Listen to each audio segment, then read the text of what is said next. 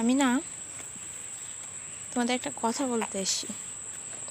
কারোর জীবন কেউ নষ্ট করে না। যেমন আমার জীবন আমি নষ্ট করেছি, তেমন যে যার নিজের জীবন তারাই নিজেরাই নষ্ট করে, আর দোষ দিয়ে দেয় ওর জন্য আমার জীবন নষ্ট হয়েছে বা আমার জন্য তার জীবন নষ্ট হয়েছে। সূত্র তুমি, শেষও তুমি। তা আমিও কিছু ভুল করেছি, যে ভুলগুলোর জন্য এখন আমি পস্তাচ্ছি। হয়তো সারা জীবন আমাকে পস্তাতে হবে, কারণ আমার ভুলগুলো তো আর কেউ এসে ঠিক করবে না। কারণ আমি ভুল করেছি, সেগুলো আমাকে গ্যাপ করে চলতে হবে, কি মানিয়ে নিয়ে চলতে হবে।